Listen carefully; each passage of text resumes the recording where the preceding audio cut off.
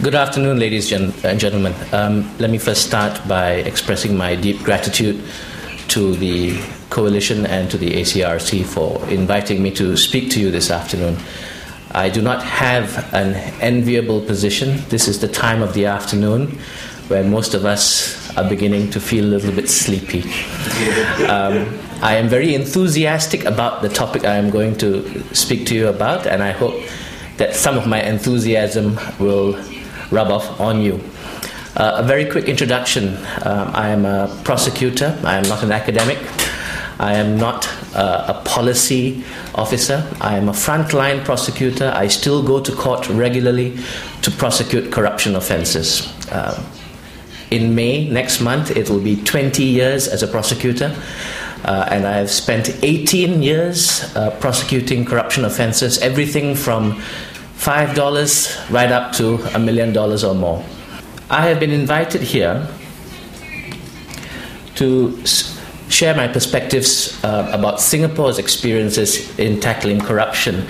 But the question we have to ask is why? Why Singapore? We are often described as a little red dot in Southeast Asia, a small country of 5.5 million people. No natural resources apart from our hard-working people. Why is it that we consistently rank well compared to our immediate neighbors when it comes to our ability to deal with corruption? Why is it we rank well even in the Asia-Pacific region? Why is our level of corruption low? What experiences or initiatives that we carry out in Singapore can be shared with our friends in the international arena? Let me start by highlighting where we stand currently. We are ranked 7th globally in Transparency International's annual Corruption Perceptions Index, which deals with public sector corruption. But what does the index tell us about the Asia-Pacific region as a whole? It tells us that corruption remains a serious problem internationally. If you look at the figures from this index, only 10 out of the 28 countries in the Asia-Pacific region, out of 175 countries surveyed globally, scored 50 out of a 100-point scale. So if we were to use a school analogy, only 10 countries had a passing mark. And again, if you look at this list, in the top 10 countries, Singapore is the only Asian country. So that is where Singapore stands today. But any country's efforts in tackling corruption cannot be looked at any one point in time. It is a journey. And what's important to understand is where Singapore began its journey. We have not always enjoyed low levels of corruption. Under British rule from the 19th century to the earlier part of the 20th century, corruption was rampant in Singapore. And this continued to be a serious problem during the terrible years of World War II when we were occupied by the Japanese. And corruption remained significant in the very difficult years immediately after World War II. To put it simply, corruption was a way of life. There's no other way of describing it. It's difficult to summarize Singapore's experience over 150 years before independence in one single statement, but I've tried to reduce it to 6 main factors. And as you can see on the screen, those factors are inadequate laws. Even the existing laws were not effective. There was a big difference between salaries in the private sector and the public sector, which increased the temptation for corruption amongst public service officers. There was a lack of commitment or lack of political will in law enforcement agencies. there was a low level of literacy amongst the population, which means they did not know what their rights were when it came to public officers who were demanding bribes from them. And finally, there was fear of reprisals, or fear that a refusal to pay bribes would be met with a revenge attack. So that is the past. And it seems like a very, very long time ago when we compare the situation in Singapore today. Corruption is no longer institutional. It is incidental. It is there, but it is not in the face of society. Largely, we are talking about individual or pockets of corruption, not institutional corruption, not organized corruption. And just like a mirror reflection of the days gone by, today, corruption is no longer a way of life. And we are very grateful to be recognized as being amongst the world's least corrupt nations. If I could share some very recent statistics just released at the beginning of April this year. This is a newspaper article which basically says that the number of corruption complaints handled by our anti-corruption agency and the number of new cases opened this year are at a 30-year low. And this happens to be also the 50th anniversary of our anti-corruption agency, so that is something that they are understandably very pleased about. So, is there a systematic strategy in Singapore? Was it just blind luck, or was there a plan? I can share with you that there are basically 4 pillars to Singapore's anti-corruption strategy. 4 pillars and 2 driving forces. I'll just read them out for the purposes of interpretation. The 4 pillars are effective laws, an independent judiciary, effective enforcement,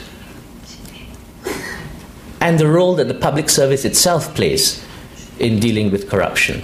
Those are the 4 pillars, and the 2 driving forces are a very strong political will and an attitude of zero tolerance towards corruption.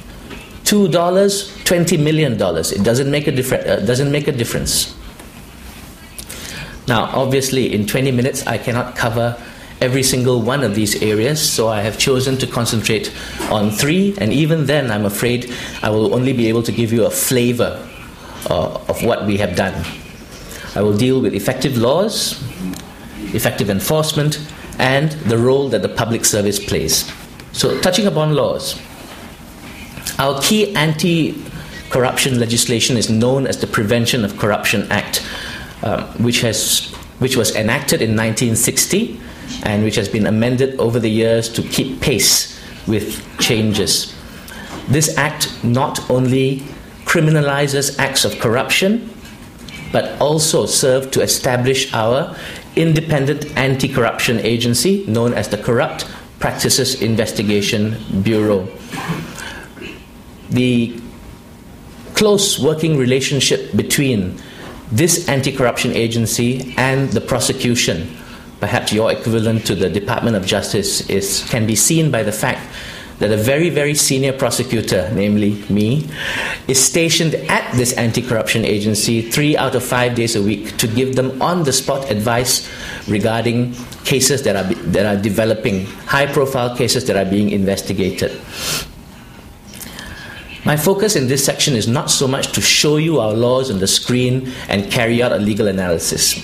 Instead, allow me to just pick out and share 7 key features which are notable.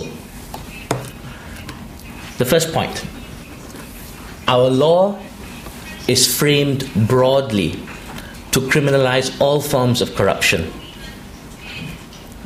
Now, if you were to compare Singapore's law perhaps with the approach taken in the UN Convention Against Corruption, there you will find a separate article dealing with corruption involving public officials.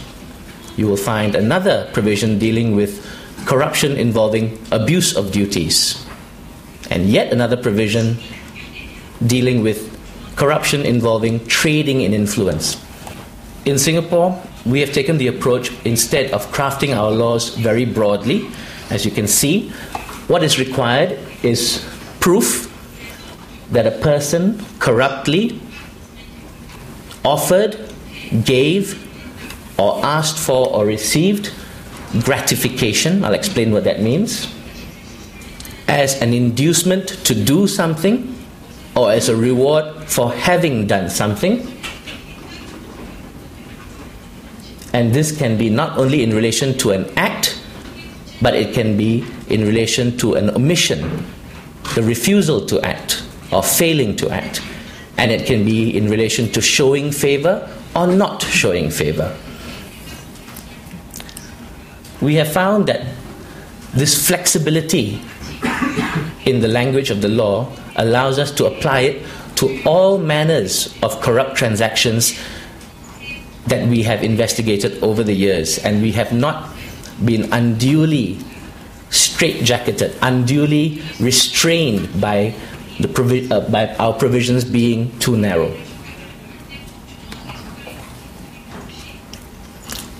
The second feature of our law, gratification, or that amount, or that bribe that is offered or received, is defined very widely. In most countries, the corruption legislation would provide for monetary bribes being the subject of criminal offences. Under Singapore law, it does not have to be only money.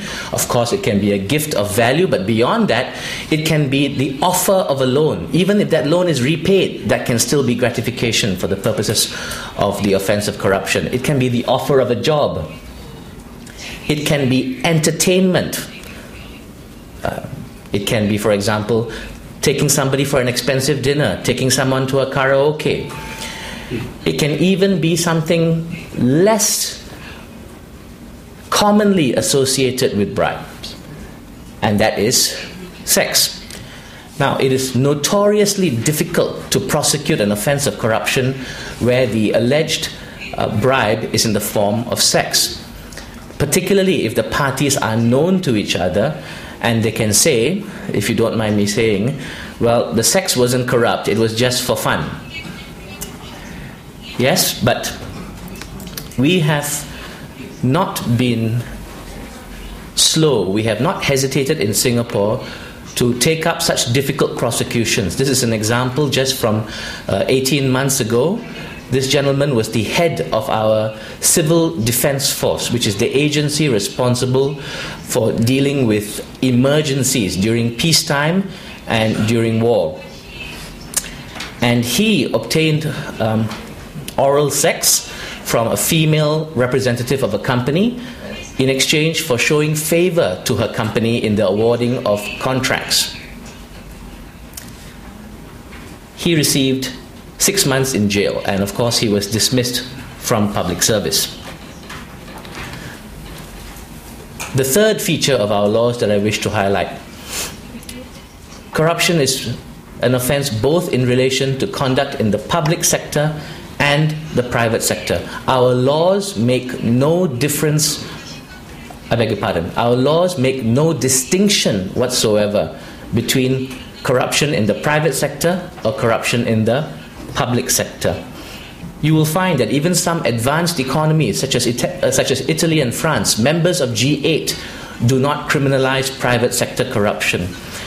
The UN Convention Against Corruption, which was only agreed upon after the year 2000, again, it provides for private sector corruption, but very importantly, does not make that a mandatory obligation on parties who sign up to the convention. So today there is still no global consensus on the need for making private sector corruption a criminal offence. But from Singapore's experience, we would argue that this is an important part of the social contract, if you will call it, between your citizens and the government. You engage in business activity, to drive the economy, and I, the government, will make sure that there is a level and clean playing field, that you can compete on your own merits as a business, you can compete on your own abilities to deliver good products of quality. You will not lose out to some other competitor because of corruption. Apart from that social contract with your citizens, there is a very practical reason why Singapore, especially in its early years of economic development, emphasized the need to deal with private sector corruption. And that is this. In a Southeast Asian region where we were competing for foreign direct investments, a clean economy, both in the public sector and the private sector, was a significant competitive advantage. And that was reflected in the significantly larger amounts of direct investments that foreign companies and foreign countries were willing to pour into Singapore in those years. I just wish to emphasize that when we talk about private sector corruption, it doesn't matter whether we're dealing with a mid-level manager or the CEO of a multinational company. Here's an example just from recently. A business manager from the Swedish company IKEA in Singapore. He favored a particular supplier and awarded contracts to them and received more than $2 million in bribes. And he was sent to 98 weeks imprisonment, and he was also made to pay back the $2.3 million that he received as bribes.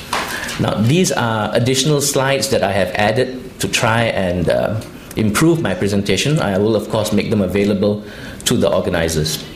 The next very brief case example, even a whistleblower cannot escape the law. This is the CEO of a listed company on the Singapore Stock Exchange, and he was responsible for paying very large cash bribes to his customers to ensure that they would place more orders with his company. So he was the whistleblower. He came forward, and without his evidence and cooperation, the case could not even have been investigated effectively. He was given $200,000 fine, which in many situations, in many countries, may have been seen as a positive outcome. We were not satisfied with that result. We took the case on appeal, and the $200,000 fine was replaced with 12 weeks imprisonment. And that is the kind of zero tolerance that I am referring to. Even a high fine was not accepted as being enough, because particularly in private sector corruption, if fines are your main punishment, businesses can make that simply a cost of doing business. Businesses can calculate the risk of being fined in court, build that into their tenders, build that into their business costs, and effectively game the system. What does game the system mean? It means take the chance that they won't get caught, but if they do get caught, they've already budgeted for the fines. But when you hold corporate officers individually responsible, that sends a real message to your corporations. They know that not only the company will be held accountable, but the individuals in charge of those companies will also be held accountable. The next feature of our laws, which I will highlight, is that in Singapore, there is a presumption that money given to or received by a public officer was done so corruptly. What does that mean?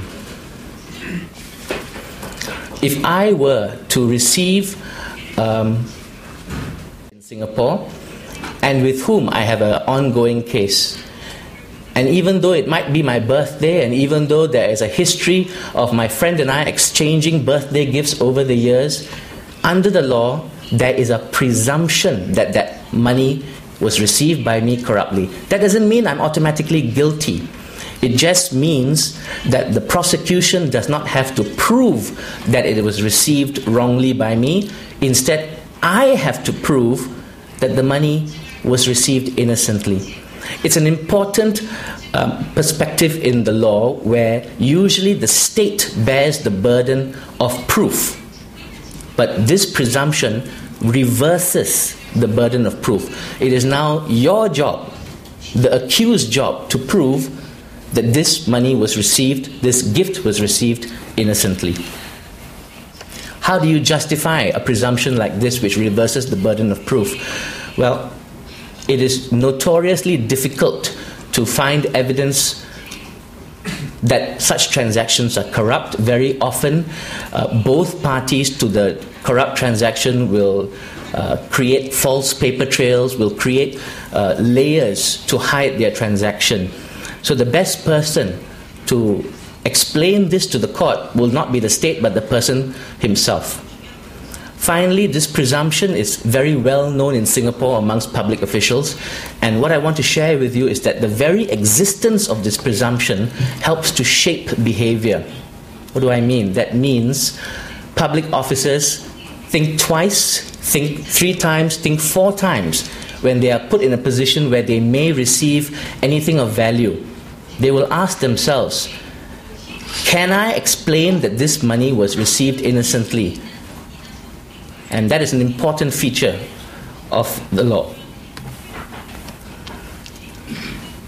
The 5th feature that I wish to highlight, I have read about the new law in Korea and how it has been considered extremely positive that the state need not prove a direct link between a bribe and a favor.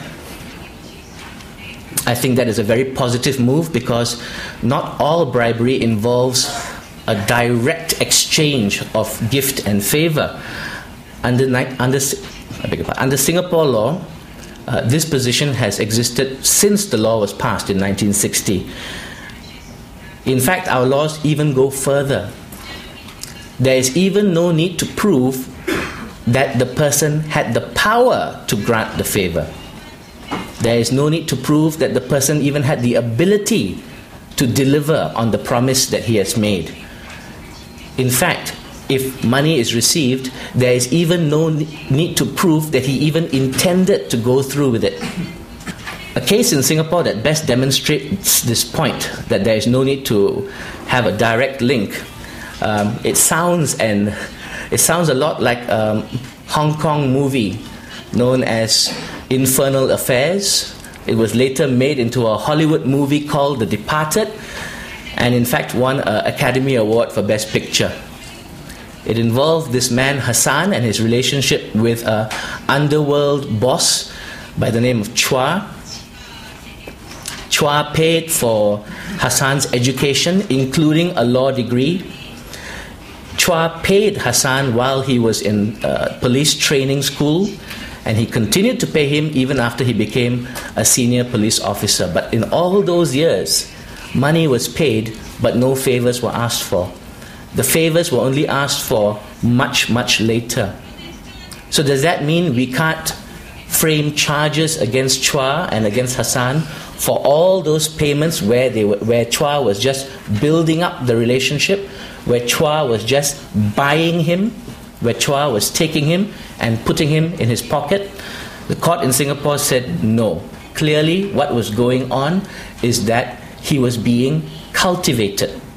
Chua was cultivating this man who was going to become a senior police officer. No direct link was necessary. Each one of those payments was corrupt.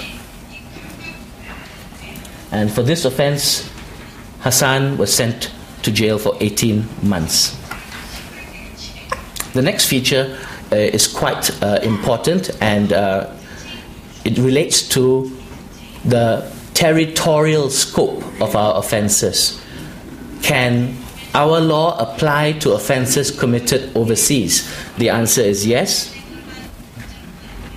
Any corruption offence carried out by a Singapore national outside of Singapore can be prosecuted as though the offence happened in Singapore. So if a Singapore businessman goes to Korea and either pays a bribe or receives a bribe, when he returns to Singapore, that Singapore national can be prosecuted in Singapore. And the final feature of our laws which make it effective is the fact that there is stiff punishment provided for. I just wish to highlight that for each payment or for each receipt of a bribe, the punishment is a maximum of 5 years imprisonment or approximately 80 million won.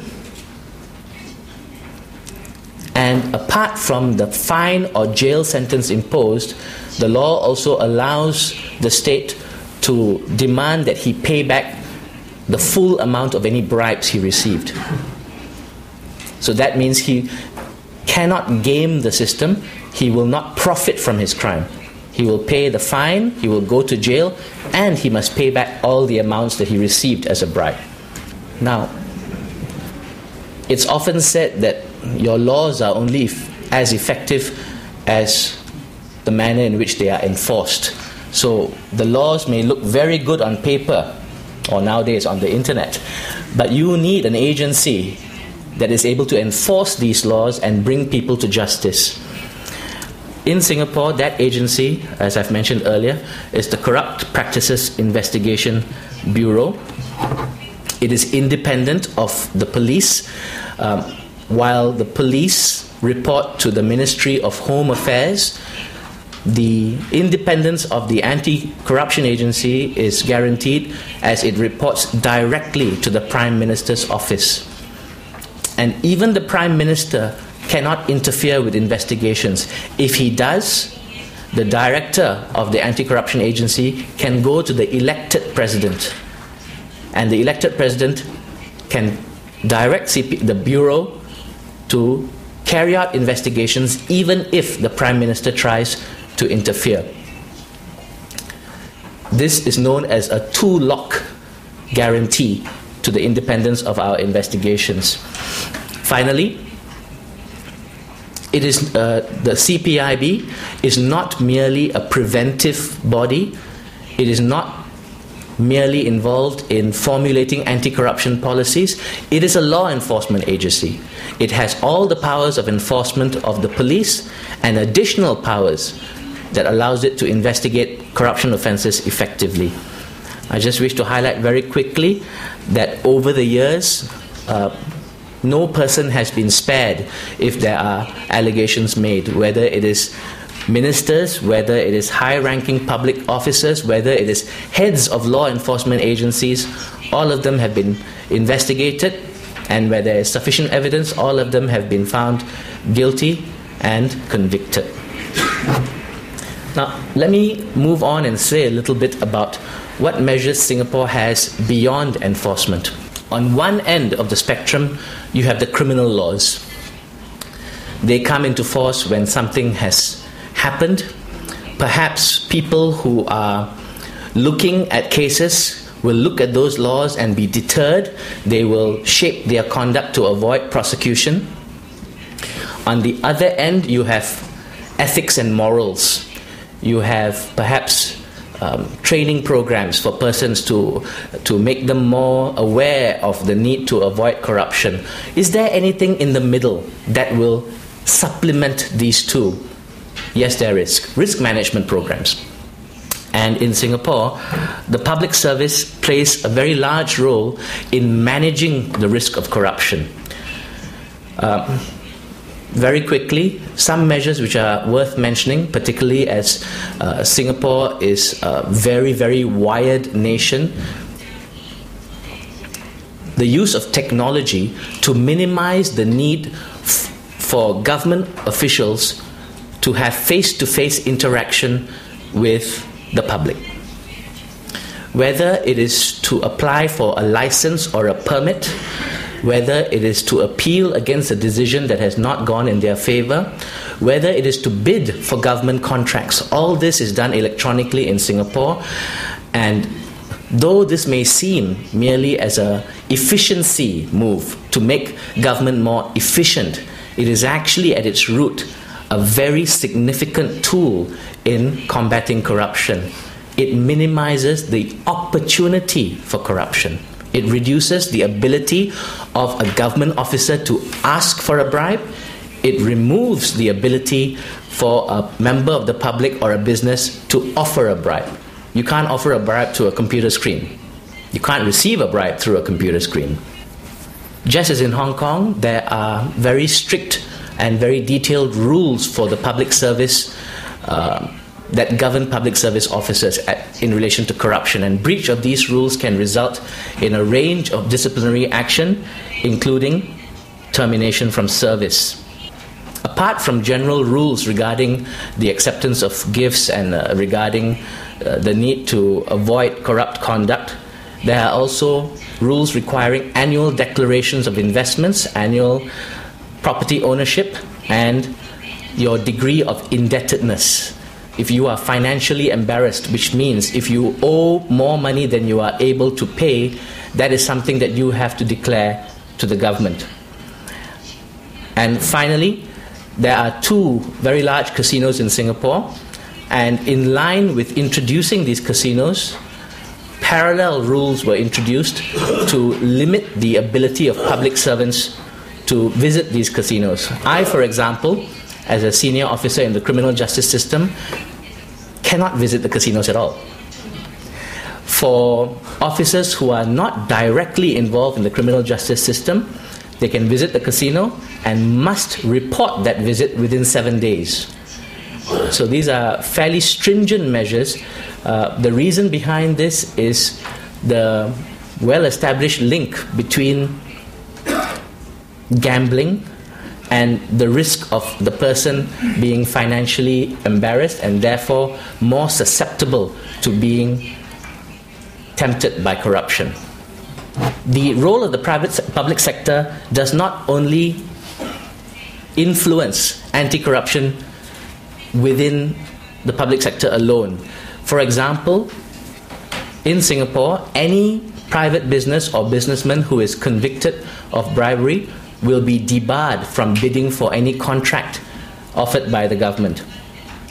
Any license or permits issued to a business can also be cancelled if there is involvement in a corrupt activity.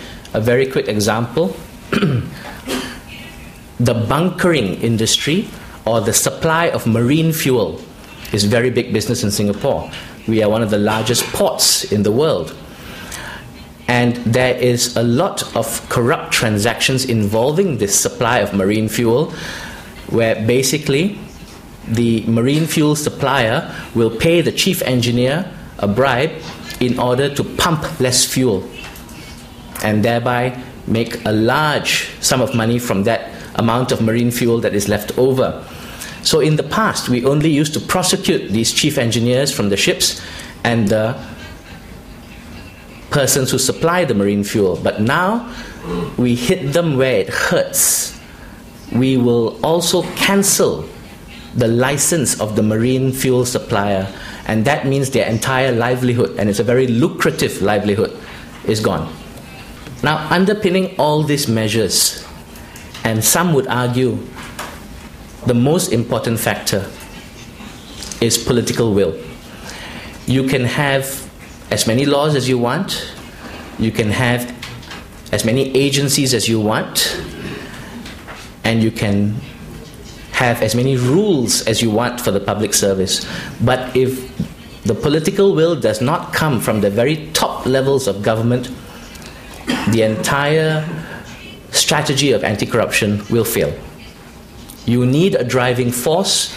You need the people at the top to conduct themselves by example, first of all, and who will make it very clear that whether it's their friends or business partners, no one will receive favorable treatment. In our case, of course, that extremely strong political will came from Mr. Lee Kuan Yew, our first Prime Minister, who passed away just very recently. And he made it clear from the very earliest of stages, when Singapore was still little more than a village and certainly not the financial center it is today, that corruption would not be tolerated in the public sector or the private sector. And what's important about that political will is we're not only talking about the first generation leaders who maintained that strong political will against corruption. It remains till today. So let me just conclude by saying that this strategy that I've shared about is one that has perhaps worked for Singapore. I do not believe there is any such thing as a one-size-fits-all solution. I do not believe that Singapore's strategy can be used by any other country and be equally successful. I do believe, however, that there can be lessons learned. I do believe that any country can look at our experiences, see what would work in their own country, and perhaps adapt it to their own cultural circumstances, and work together with Singapore and other countries in the international arena to tackle corruption. I thank you very much for your attention. And kamsahamnida.